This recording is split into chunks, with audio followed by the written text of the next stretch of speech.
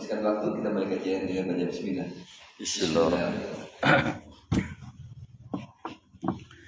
Bismillahirrahmanirrahim. Assalamualaikum warahmatullahi wabarakatuh. Bismillah, alhamdulillah, salatu wassalamu ala rasulillah wa ala alihi wa sahbihi man wala. La hawla wa la quwata illa billah. Qala Allah ta'ala, a'udzu billahi minasyaitonir rajim. Subhanaka la ilma lana illa ma 'allamtana innaka antal alimul hakim.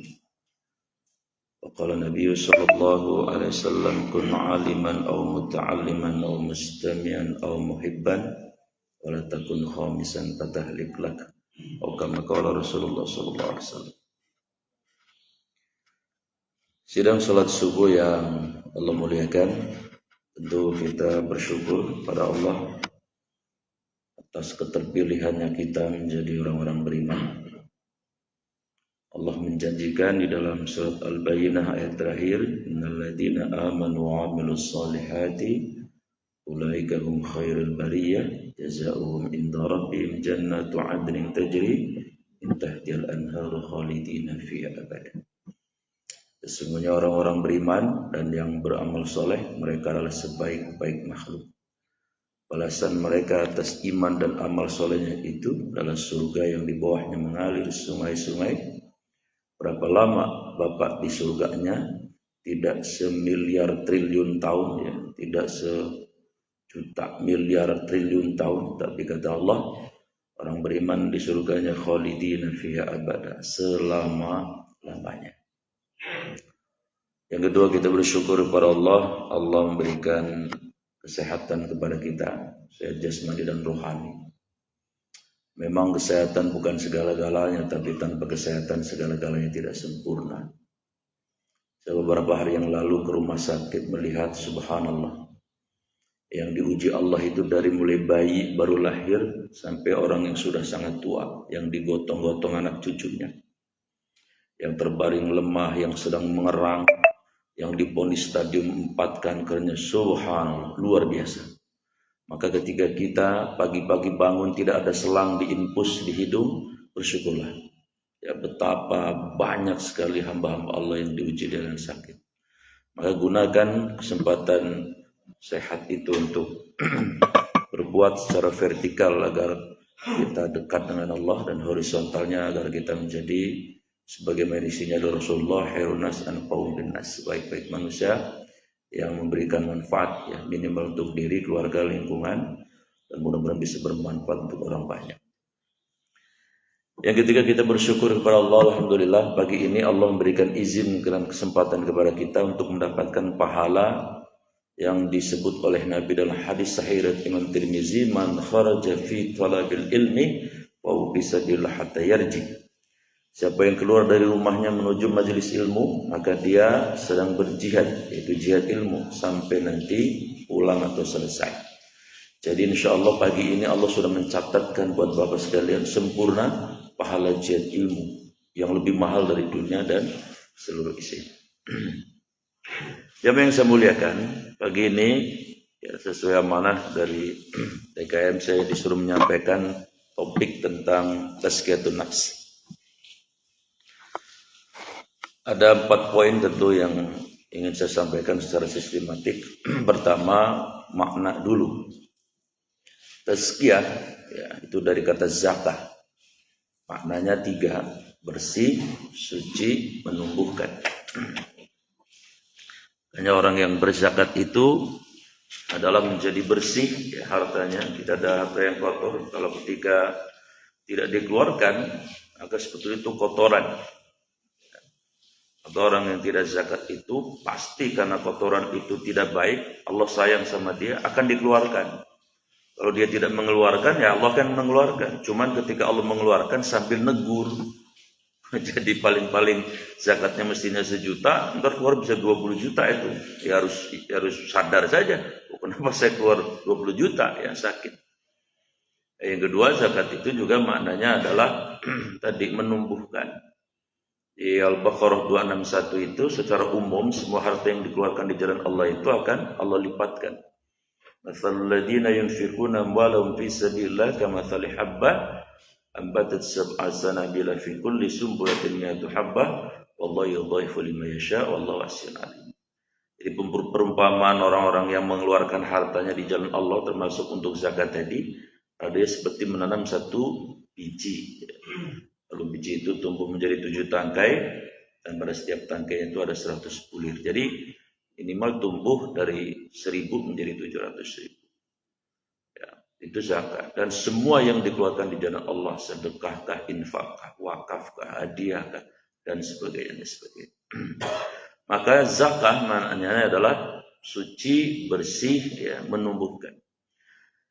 An-nafs, ya, jamaknya nufus. Nafsun atau jamaknya nufus. Ya. Nafsun itu sering diartikan adalah sebagai diri, ya, jati diri, ya. Jamaknya nufus, ya, atau sering disebut dengan jiwa. Jadi dulu kita ini sebelum ada di bumi ini, ya, itu kan dulu di alam rahim, ya. Ketika sudah 4 bulan sudah secara fisik itu sudah sempurna, Allah kemudian mengcombine, ya, fisik kita ini dengan yang datang dari langit. Ya, tadinya kan zat bumi nih, bapak emak kita makan cimol, makan telur asin, makan segala macam, lalu bercampur gitu kan. Lalu jadi sperma, jadi darah, jadi mudghah dan seterusnya. Nah, lalu kemudian Allah meniupkan ruh atau ruhani di dalam fisik yang ada di rahim kita ini. Nah, ketika sudah bertemu antara unsur bumi tadi, fisik tadi, jasad tadi, dengan unsur langit yang namanya ruh, maka jadilah itu namanya nafsun atau diri. Ya, kalau ruh ya tadi ruh yang dari Allah, dari langit. Kemudian kalau kolbun itu abstrak, ya. Dia itu adalah kalau bahasa gampangnya yang bolak-balik. Jadi dia bukan fisik kalau kolbun. Kalau bentuk fisiknya memang ada kabid di sini, jantung. Nah, jadi kalau kolbun itu adalah sesuatu yang bisa berbolak-balik. Maka Rasulullah mengatakan, ya muqallibal qulub, wahai yang bolak-balik, ya, tsabbit qalbi ala dinik wa ala ta'atik. Teguhkan hati saya di atas agamamu dan di atas ketaatan kepadamu. Ada lagi akal. Aklun itu maknanya yang menimbang-nimbang. Ini saya nggak sadar nama Mas Marianto ini. Teman saya waktu muda. Saya baru sadar, subhanallah. Ada 20 tahun lagi teman. Aklun itu yang nimbang-nimbang. Makanya kalau di masjid itu dianjurkan oleh para ulama, kalau masih balita, kalau bisa jangan dibawa ke masjid. Kalau argumennya Nabi dulu cucunya waktu sholat, itu Nabi rumahnya di masjid gitu. Tapi kalau sudah tamyiz, ya, mumayyiz, itu itu di atas 6 tahun ke atas, SD kelas 1. Nah, kalau udah di atas balita itu biasanya di akalnya sudah bisa nimbang-nimbang. Jadi dia nggak bakal ganggu sholat orang dibilangin bapaknya nurut gitu. Tapi kalau yang masih balita coba dibilangin, lah gak ngerti dia. Ya, katanya ada kejadian di daerah Pamulang, ya, mohon maaf. Jadi itu orang bawa anaknya masih balita, sholat bisa paling depan. Imamnya udah tua gitu kan. Ya mohon maaf ya namanya bocah umur segitu dibilangin ya iya tapi kan nggak ngerti akalnya. Itu sarungnya imamnya ditarik. Saya ketawa aja. Mohon maaf, batal imamnya itu. Mana imamnya udah tua nggak pakai celana lagi. Kacau aja, lampu dimatiin aja kan, malu kan. Nah, baru kemudian dinyalain lagi. Makanya para ulama menganjurkan kalau anak masih 3 tahun baru jangan dibawa ke masjid. Pasti kacau dah. Kalaupun dia dibilangnya tolong jangan kemana-mana, dia kagak ngerti, akalnya belum nimbang. Jadi kalau udah 6 tahun, 7 tahun boleh dibawa ke masjid. Bahkan itu sangat dianjurkan dibawa ke masjid. Karena akal itu adalah fungsinya adalah menimbang. Ini kalau saya kerjain, ini bikin masalah apa kagak? Itu namanya akal. Ya. Makanya kenapa perceraian juga ada 3 ya. At-talaqu marratain ya. Cerai itu ada 3. Sebab tadi, karena kita masih punya akal. Ketika kita misalnya mentalak istri kita dengan talak 1, pulang sono kamu ke rumah emak, udah talak 1 jatuh. kalau diniatkan bercerai dengan istrinya, pulang emaknya, istri kita ya, begitu pulang, jam 9 hujan gluduk gede banget luar biasa, dinginnya luar biasa. Terus akal kita nimbang, tuh bagaimanapun bini kita ini adalah orang yang paling berjasa setelah ibu kita kepada kita. Masa sih karena persoalan kecil kita kemudian memisahkan dia dari kita? Maka kita menimbang, mendingan saya balik lagi. Lalu kita rujuk. Itu namanya jasa dari si akal tadi yang nimbang sono, nimbang sini. Apa mudarat dan manfaatnya? Itu namanya akal. Jadi kalau jiwa atau nafs itu adalah jati diri kita. Jadi ada akal, ada kolbu, ada ruh, ada jiwa. Kedudukannya seperti itu. Baik jamaah yang saya muliakan. Poin yang kedua. Bagaimana supaya jiwa ini, poin yang kedua adalah ada berapa macam jiwa itu. Para ulama yang concern dalam persoalan hati biasanya membagi menjadi 3 atau ada yang 4 ya. Pertama adalah ada yang namanya nafsul amarah. Ada yang menggabungkan antara nafsul bahimiyah, nafsu kehewanan dengan nafsu amarah. Ada yang memisahkan. Nafsu amarah itu adalah di surat Asyam itu kan Allah menginstal kita dengan fa'alhamaha fujuraha wa taqwa. Kita ini dari unsur kita ini ya secara inheren melekat itu memang ada unsur takwa sama fujur. Nah, amarah itu adalah unsur fujur. Ditarik dari mana? Dari unsur-unsur bumi tadi. Makanan, minuman dan sebagainya. Wa taqwaha, takwa itu adalah dari terkontaminasi oleh unsur langit tadi ruh. Maka nafsu amarah itu nafsu yang tidak terkendali. Dia bisa bahkan melebihi, mohon maaf, seperti hewan. Makanya ada ayat yang berbunyi asfala sapir atau ulaika kal an'am bal hum adall. Kalau nafsu amarah ini tidak bisa dikelola dengan baik, maka manusia, bentuknya manusia fisiknya, tapi mohon maaf, jati diri dia sudah lepas. Maka yang muncul adalah yang diragunan itu yang muncul ya. Keserakahan, keganasan, ya, dan sebagainya. Nah itu nafsu amarah. Ya juga biasanya tidak mau ada kompetitor lain, biasanya seperti ini, yang nafsu amarahnya tidak dibuang. Nah kemudian yang kedua adalah nafsul lawamah. Nafsul lawamah itu nafsu yang apa ya, ACDC ya. Kadang ketika ada input yang baik jadi baik, inputnya buruk jadi buruk. Jadi tidak jejeg, tidak ajeg. Ya belum bisa istiqomah. Maka kadang-kadang disesali. Kalau lagi ngaji begini nih, itu baik, pikirannya baik-baik. Waduh, pengen jadi orang baik gitu. Tapi ntar jalan-jalan misalnya ke taman kota, sudah miliunya sudah beda lagi nih. Faktor eksternalnya sudah lain lagi, maka jadi berubah lagi. Itu namanya nafsu lawamah, nafsu yang disesali. Kadang-kadang istighfar, tapi kadang-kadang dosa lagi. Atau pakai bahasa sosial yang unik, STMJ ya, sholat jalan tapi maksiat juga, rada-rada hobi juga. Tapi nanti istighfar lagi. Nah, ini tengah-tengah namanya. Moderat, ini nafsu moderat namanya. Moderasi bernafsu. Nah yang ketiga yang paling baik adalah nafsul mutmainnah. Itu di surat Al-Fajr ayat 27, ya ayat Tuhan nafsul mutmainnah, wahai diri yang sudah mutmainnah. Lalu Allah memberikan rewardnya di akhir hidupnya, irji'i ila rabbiki radiyatan maradiyah.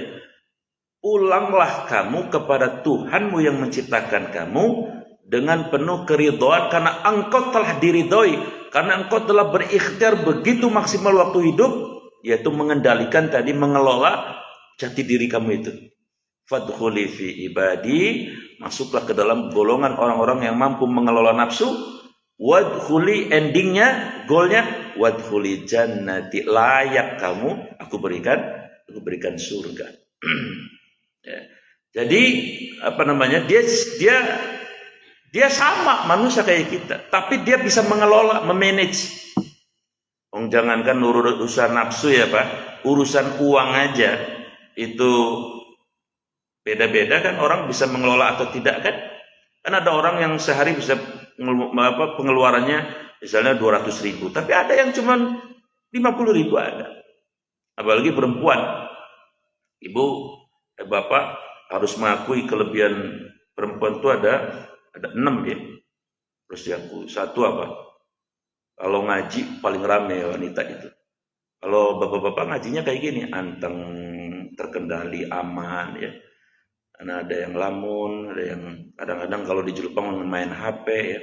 Mana yang ngaji cuma 3 orang. Tapi kalau pengajian ibu-ibu rame. Kenapa pengajian ibu-ibu rame, Pak?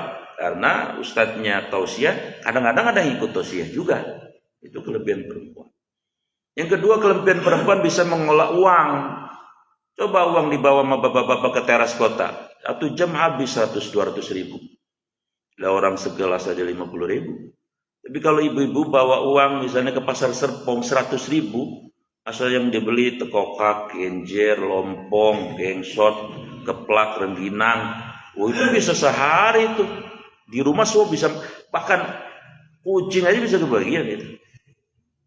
Yang ketiga, wanita itu kelebihannya apa? Kemana-mana dia pasti ingat yang di rumah. Jadi kalau di kampung saya itu kalau ada hajatan kondangan, Pak, paling kondangannya jigo, kondangannya bareng-bareng.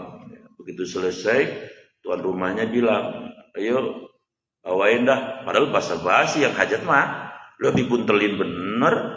Apa dibuntelin tuh? Segala sagon aja bisa, kalau bisa mah dibuntelin. Buat siapa, Pak? Buat yang di rumah. Mana ada laki-laki kondangan bawa wajik misalnya, kan enggak ada. Dan berikutnya, wanita tuh kelebihannya apa? Kalau ditinggal pasangannya, banyak yang membuat sukses anak-anaknya. Imam Syafi'i itu waktu balita sudah ditinggal ayahnya. Lo menjadi ulama fikih paling berpengaruh di dunia ini. Syekh Abdul Qadir Jailani, ulama sufi paling berpengaruh di dunia, itu waktu kecil sudah ditinggal ayahnya. Rasulullah kecil tidak melihat ayahnya. Banyak yang sukses. Ya. Tapi kalau laki-laki ya ada sih, tapi jarang yang bikin sukses anak. Karena psikologinya beda. Kalau wanita ditinggal suaminya, yang dipikirin anak. Kalau bapak ditinggal istri, yang dipikirin tuh bapak yang cerdas. Lalu udah senior bapak itu. Yang ini mah bagian ini paham dia. Kemudian berikutnya perempuan itu kelebihannya apa? Kalau ditinggal di rumah, bapak tugas nih ke Kalimantan kayak kemana kayak, jangan kata seminggu, 2 tahun juga rumah bapak rapi, betul Pak? Tapi coba kebalikannya, istri bapak yang kondangan ke Argentina 2 tahun aja, undangannya lama belum bisa beli sekolah. Coba bapak ngurusin rumah, boro-boro dapur rapi, spray aja kadang-kadang kagak bisa beresin. Nah, jadi mengelola nafsu itu dikelola. Maka ada yang mutmainah karena dia bisa mengelola, memanage. Kan tidak semua orang bisa memanage. Yang bisa memanage namanya manajer. Manajer itu segmentasinya bisa kemana-mana, termasuk memanage hati sendiri. Nah, pertanyaan berikutnya adalah bagaimana mengelola nafsu itu. Para ulama memberikan advice, memberikan nasihat.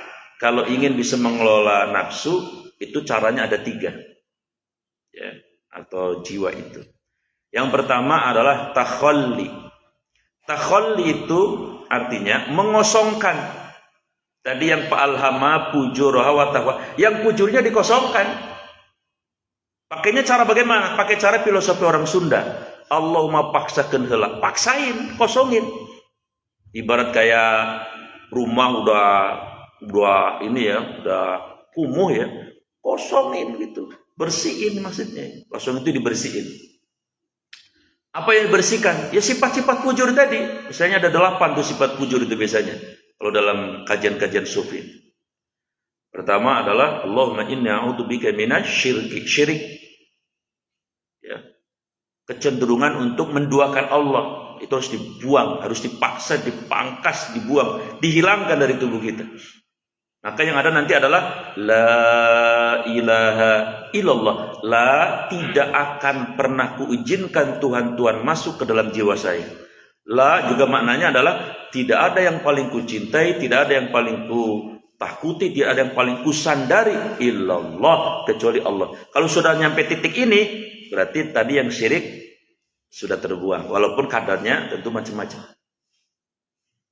Mohon maaf, kenapa kemarin di Malang ada kejadian Kanjuruhan itu?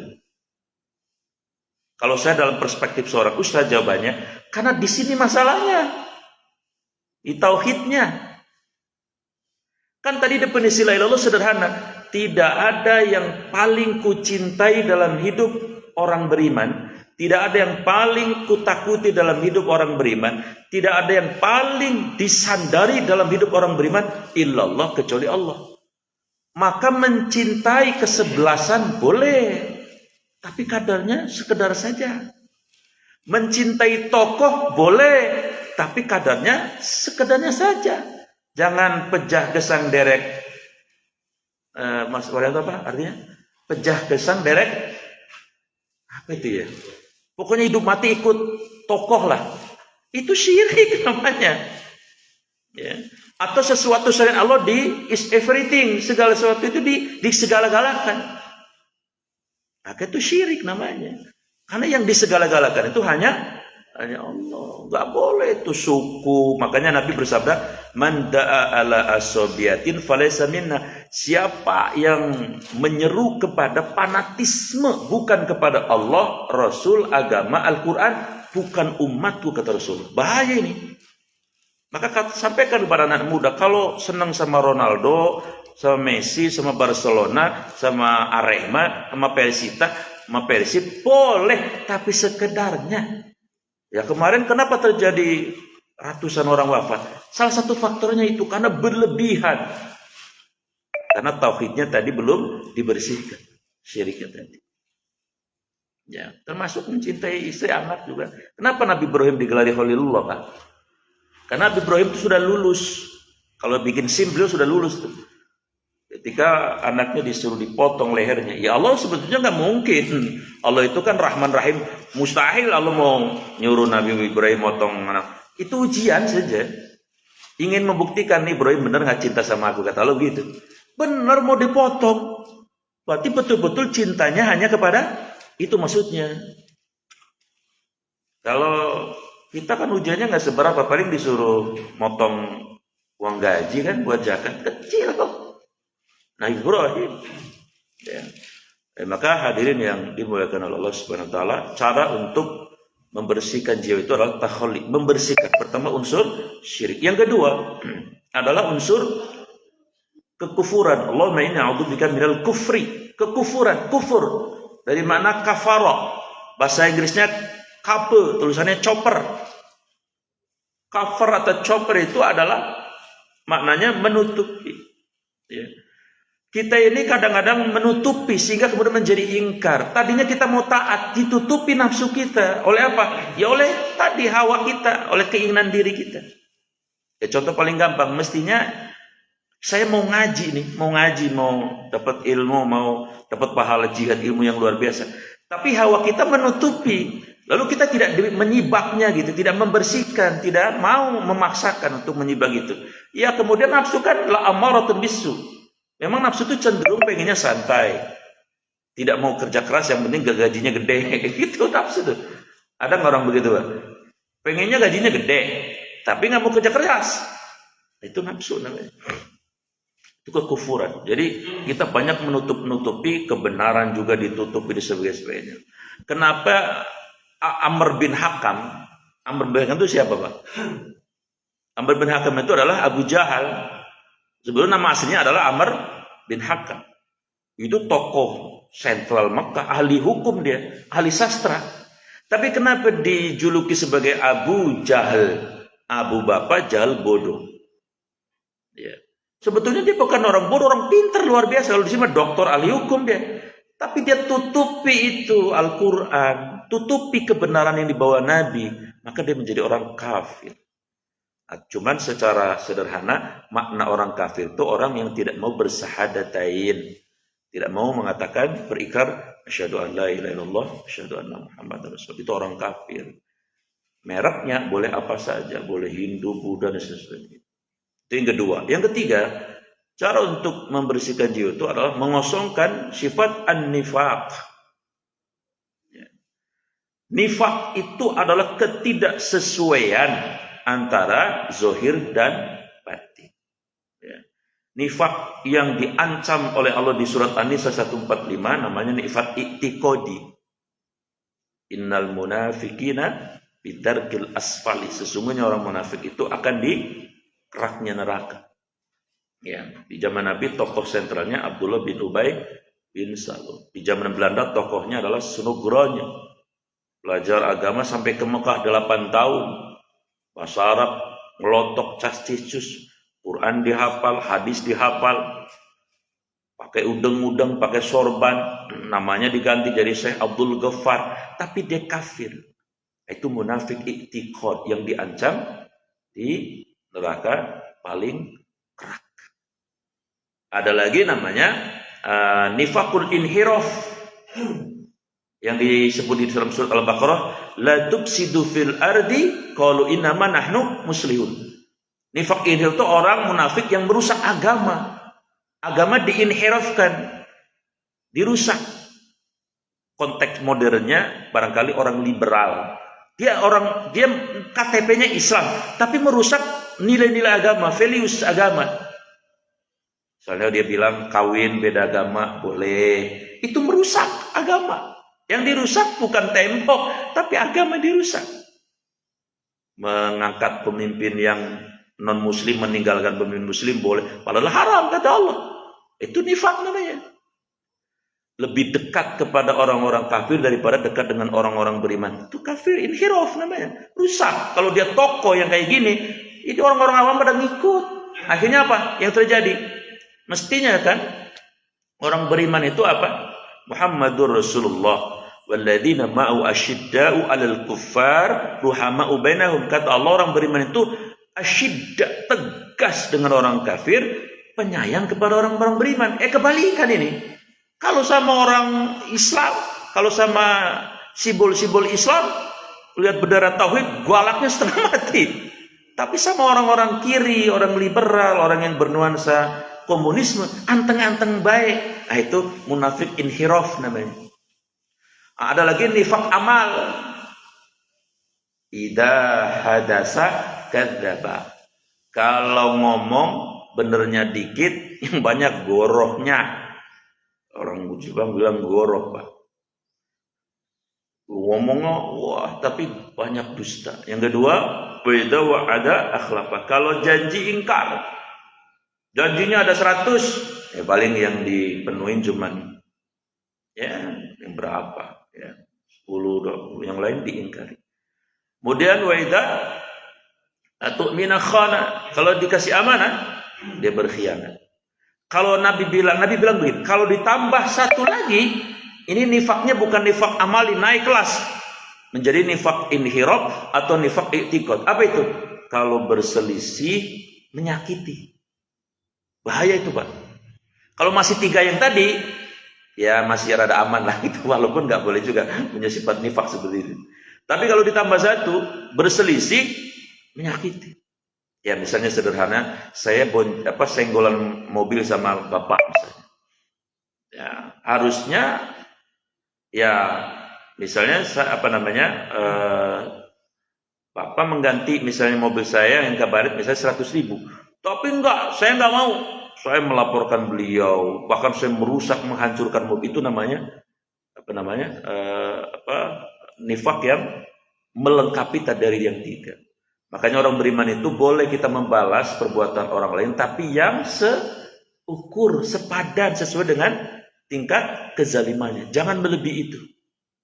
Jadi kalau ada sekarang, mohon maaf, ada orang mutilasi, ada orang yang kasus kemarin yang di Duren Sawit ya, ditembak, ya pokoknya macam-macam. Itu ciri orang munafik, bahaya. Nah kemudian berikutnya yang harus dibersihkan dari jiwa ini adalah sifat al-kibru. Kibrun itu kata Nabi batarul haq wa ghamtun nas, harus dibuang tuh. Karena ini bahaya nih sifat ini. Ya, batarul haq menolak kebenaran yang datang dari Allah. Wa ghamtun nas merendahkan manusia. Kata Nabi, la yadkhulu al-jannata man kana fi qalbihi mithqala dzarrah minal kibr. Tidak akan Allah masukkan, bukan tidak masuk surga, tidak pakai lan ya. Tidak pakai lan. Tidak akan Allah masukkan ke surga dulu maksudnya.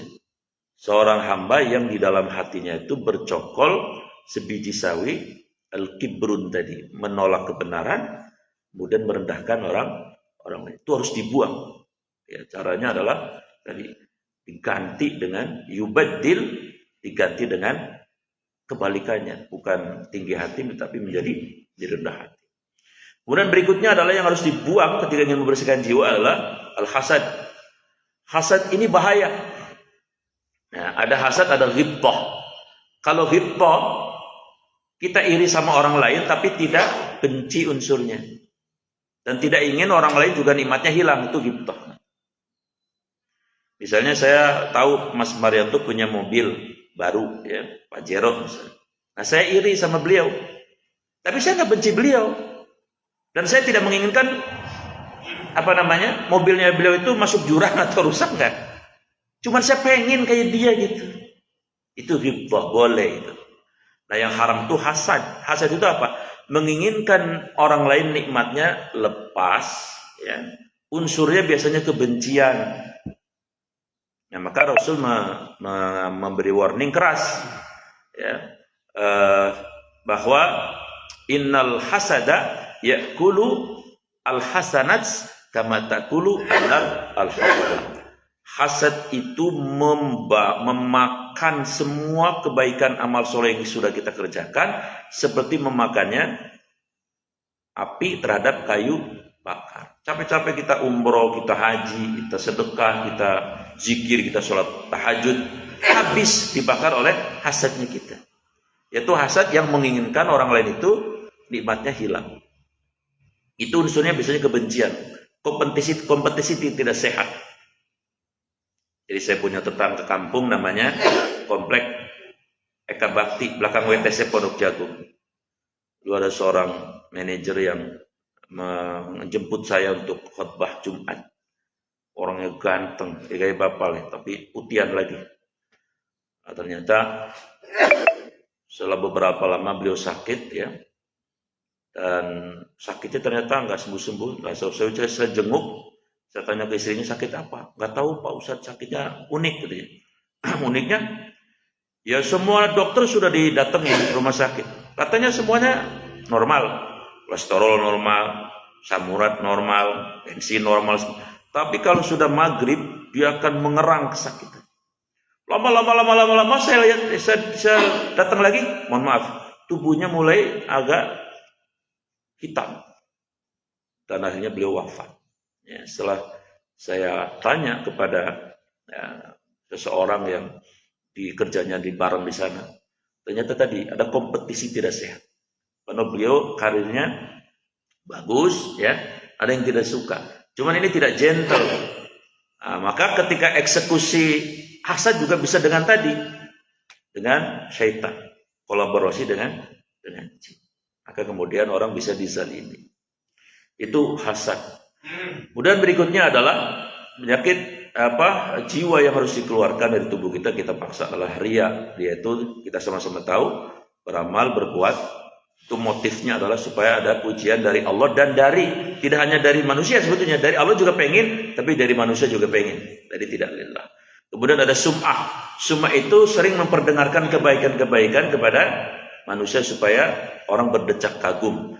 Ada lagi namanya ujub. Ujub itu membanggakan kompetensi diri. Dibanggakan. Padahal kan semuanya dari Allah kan ya. Dari kaki sampai bun-bunan kan ini sebetulnya punya Allah, bukan punya kita semuanya. Nah, intinya bahwa tazkiyatun nafs itu bisa diperoleh dengan cara tadi mengosongkan. Lalu setelah kosong, tahalli, diisilah dengan nilai-nilai yang hasanat, yang baik-baik tadi. Syukur, menghargai, ya, kemudian sabar dan seterusnya. Lalu puncaknya menjadi outputnya akhirnya apa? Tajalli. Apa tajalli? Kalau yang jeleknya udah dikosongin, kemudian diinstal yang baik-baik masuk, maka outputnya tajalli. Apa tajalli? Dia itu nothing. Dia sudah merasa saya tidak ada apa-apa. Yang ada hanya Allah. Maka dia muraqabah. Ya kalau berbicara karena Allah, bergerak karena Allah, melakukan apapun adalah karena Allah. Itu namanya tajalli, mentajallikan Allah. Jadi dia merasa dia hambanya Allah. Semata-mata dia adalah hambanya Allah yang tidak punya la haula wala quwata illa billah apapun. Insya Allah orang yang kayak gini nanti akan menjadi orang yang tawadu, akan menjadi orang yang punya dzurrahmah, kasih sayang, dan sebagainya. Menjadi insya Allah akan menjadi orang yang baik. Tapi kalau poin yang satunya tidak dipaksa, dikosongkan, nanti outputnya yang poin ketiga juga nggak beres. Ya. Atau poin pertamanya bagus, poin keduanya tidak diisi, tidak dicas dengan maksimal dengan baik, ya output yang ketiga juga baik. Tapi kalau dikombinasi 3 poin ini baik, insya Allah kemudian outputnya akan baik dan jiwa ini juga akan sesuai dengan tadi surat Al-Fajr ayat 27 menjadi mutmainnah adanya. Mudah-mudahan saya dan Bapak sekalian dikaruniai oleh Allah yaitu nafsul mutmainnah, nafsu yang istiqomah, yang tajalli. Amin ya rabbal alamin. Saya kira demikian yang dapat saya sampaikan. Mudah-mudahan ada manfaatnya. Sebelum saya doa, mungkin ada yang menambahkan atau bertanya silakan. Kalau ada. Pas ya? Baik. Mari kita tutup pertemuan ini agar Allah memberikan keberkahan kepada kita dengan doa. Bismillahirrahmanirrahim. Alhamdulillahirabbil alamin. Allahumma shalli ala sayyidina Muhammad wa ala alihi washabbihi ajmain. Allahumma ighfir lana ya Allah, ampuni kami ya Rabb. Ampuni dosa ibu bapak kami ya Allah. Ampuni dosa anak-anak kami ya Allah. Cucu-cucu kami ya Allah. Adik kakak kami ya Allah. Saudara-saudara kami ya Allah. Warhamna, sayangi kami ya Rabb. Rahmati kami ya Rabb di dunia dan di akhirat nanti. Wajburna, tutupi ya Rabb kekurangan-kekurangan kami, kelemahan-kelemahan kami, aib-aib kami ya Allah. Warfa'na, angkat derajat hidup kami ya Allah di makom yang mulia di sisimu ya Allah. Warzuqna, karuniakan kepada kami rezeki yang halal yang barakah ya Allah. Wa afina, sehatkan lahir dan batin kami ya Allah. Wa'fu anna, dan maafkanlah kesilapan-kesilapan kami. Rabbana wa ya Rabb kami, atina, karuniakan kepada kami di dunia hasanah, kehidupan dunia yang hasanah yang dekat dengan Engkau ya Allah. Wa fil akhirat hasanah, kehidupan akhirat yang hasanah, tidak lain surga ya Allah. Wa qina adzabannar, hindarkan jauhkan ya Allah kami semua dari api neraka yang tidak sanggup panasnya kami pikul. Wassallallahu ala sayyidina Muhammadin wa ala alihi washabbihi ajmain. Subhana rabbika rabbil izzati amma yasifun, wassalamun alal mursalin, alhamdulillahi rabbil alamin. Subhanaka wa bihamdik, asyhadu an la ilaha illa anta, astaghfiruka wa atubu ilaik. Mohon maaf lahir batin. Assalamualaikum warahmatullahi wabarakatuh. Alhamdulillah.